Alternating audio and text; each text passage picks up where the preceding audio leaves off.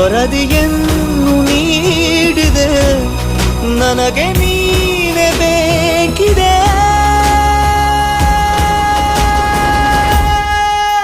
इश्क जीना भी है, इश्क मरना भी है, इश्क तारे ज़मीं, इश्क तूफान है.